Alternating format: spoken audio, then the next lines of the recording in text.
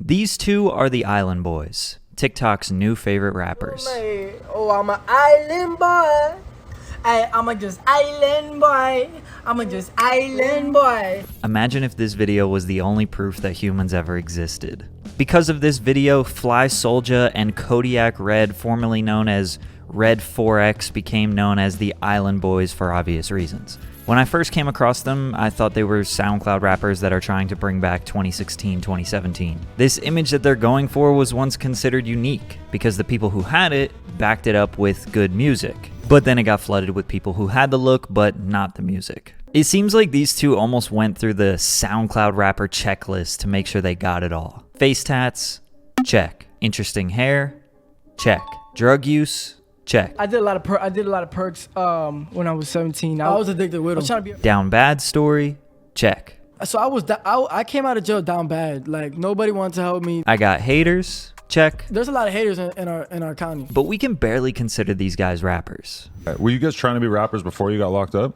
See, this is the thing. I didn't really know what I was gonna be. I'm so young, right?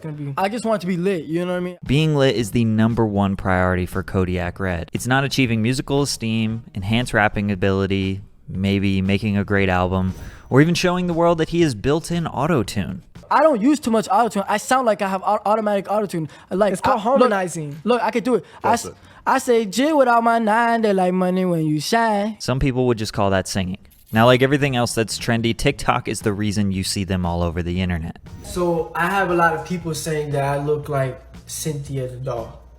But once I started to do a bit more digging, I kind of felt bad for the Island Boys. Well, my dad died like an early age. Like I turned 18, my mom kicks both of us out the crib. What were you doing? I know I mentioned that their story was very typical SoundCloud rapper-esque, but there's no doubt that their reality was bleak. They obviously made choices that landed them in and out of jail, but it seems like they needed a little bit of guidance. And considering how ridiculous they portray themselves, they're very self-aware. Are you guys, I seem self-aware, like for what? Like if you look at you two in a mirror, you'd be like, I don't know what's going on in these guys' heads. I mean, it's a very unique look. You gotta be unique. You gotta stand out. So then are you supposed to feel bad because they had a rough upbringing and needed guidance? Or are they hiding in plain sight, looking and acting ridiculous on purpose because they know it brings in the views? My name is Patrick CC, and on this island, we drink water. Let's get one thing straight. The Island Boys song is kind of fire. They may be speaking in Doctor's handwriting, but the melodies are on point. If it wasn't obvious, the twin brothers are from Florida, specifically Palm Beach. They claim that they were always popular. They liked it.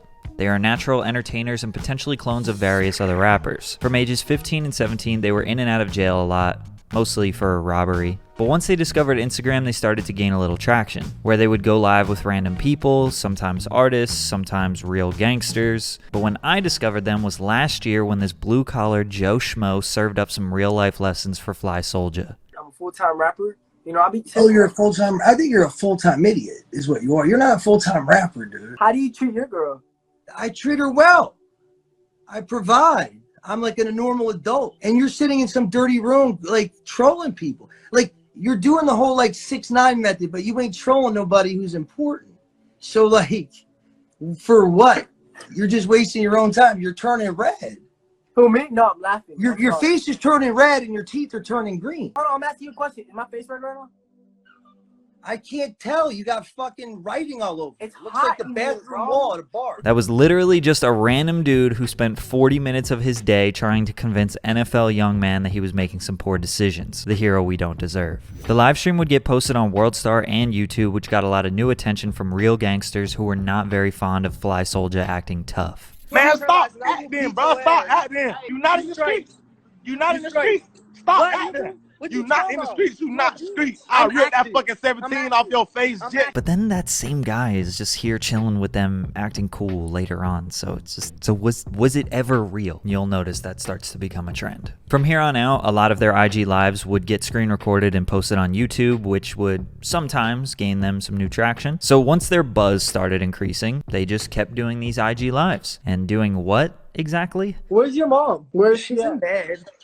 Can you call her for me, please? I need her to tickle my twingo. Tell her I want to get freaky. I need it right now. Baby. Tell her I want to get freaky under them same sheets. You still want to take her out? Yeah, I would take her out. For some reason, a few hundred people would actually come back to watch these live streams. And we started to see regulars that came on the lives, which became sort of an Instagram reality show. For example, this guy that I mentioned before, he became known as Green Hat Guy, who is now a literal influencer with more IG followers than me. So follow me on IG and let's change that. No, but I'm serious. Please follow me. We also have Lil Jitman, Lil Pyru, 954 Enzo, Wyeezy, Xena the Witch, Lil Perk, Brickboy Dior, Montasia, Viam, Dayhate Gianna, Matty G's, and the big boss of all of them, Big Bank Chico. This is like the degenerate universe of unsuccessful rappers with face tattoos. Basically, this whole ecosystem just exists and they go live together every day. Sometimes it's just 2 or they do groups of 3 and 4. Most of the time it's boring as shit, but once it gets dry, they start beefs with each other. I can't even tell who's friends and who isn't because they're always threatening each other, pointing guns on screen and acting like internet gangsters. Then the next day they will just be chilling on live, all buddy-buddy. But the most interesting character is Chico. Chico is an older gentleman from North Carolina. At some point in late 2020 or early 2021, Fly and Red's mom kicked them out of the house and they were broke and needed a place to stay. So he offered them a trailer to sleep in and got them both jobs. Think of him like their manager, or as they call him, their OG. He also offered them protection since they were always talking the big talk on Instagram. They would do their IG live streams and post on TikTok while working, and that's when they really started to take off. Fly Soldier went back to Florida to take care of his child, and Red stayed in Carolina, met a girl, and stayed with Chico. But Red started to claim to be a real gang member, a Blood specifically. Chico wasn't having that. One day, Chico kicks in Red's door and decides he needs to make this right. He brings him to some real gang members to check in. Basically, he was just trying to scare the shit out of them, and it worked. Hey, where you live, nigga? I'll fucking kick this door, nigga. What's up, there? What you claim in the internet? Sex, money, murder, But why you doing that? What's up, cuz? What you need? bro, can I stay with you, bro? Bro, come on, bro. I can't do this, bro. This is commonly referred to as the kidnapping incident that you'll see them talk about in interviews, but it really wasn't kidnapping. He did punk the shit out of Red, though. Chico's kind of like their toxic stepfather. There's videos of him hitting Red and being verbally abusive, but at the end of the day, he did give them a place to stay, money, and a job when they were down bad the most. I don't know everything that happened, but there's something deeper there, because you could see it in Soldier's eyes on this specific live stream. He respects Chico, and he just looks guilty or sad, because Chico was in legal trouble and the Island Boys left him in the dust. Currently, Chico is in jail. Free Chico. I haven't really mentioned it much, but yes, all these clout demons make music, but I mean... Like he said, we got some shit that go boom, boom, boom, boom. Chicken nuggets in a coke, that was our favorite day. Everybody watching, they some sad clowns. There isn't really much to say.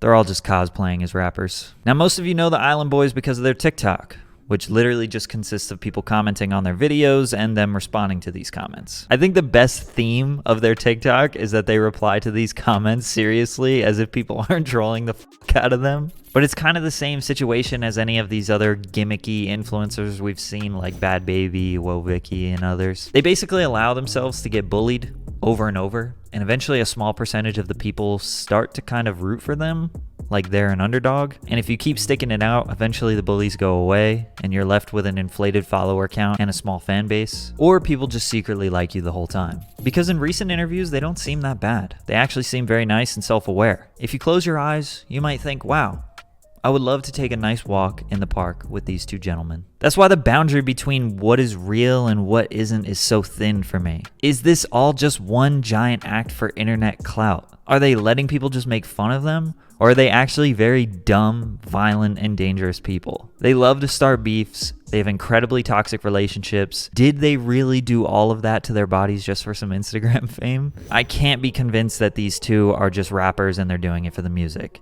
even though that's what they claim. Because the music is so fucking bad. I'm talking about place where they say they play like brother, like them on a night already. Things in my time and neck to give it like L15 and then spray. I mean, sure, the Island Boys Jacuzzi tape slaps, but the rest of their music is horrible. Like, objectively horrible. Wicked way, it's a wicked way. And maybe I'm biased because I just love rap music so much, and I think these two are being rappers as an excuse to justify their image and antics. I mean, Kodiak Red did get the Kodak Black cosign. They linked up in Florida, and Kodak Kodak has publicly supported him. It's actually the reason why he changed his name from Red 4X to Kodiak Red. And Kodak does have the musical respect, so maybe he can help them make a listenable song. I honestly have no idea what the future holds for the Island Boys or any of these Marvel Universe face tat unsuccessful rappers. I can't see anyone taking them seriously ever, but what do you think? 80% of you are not subscribed. New videos every Tuesday.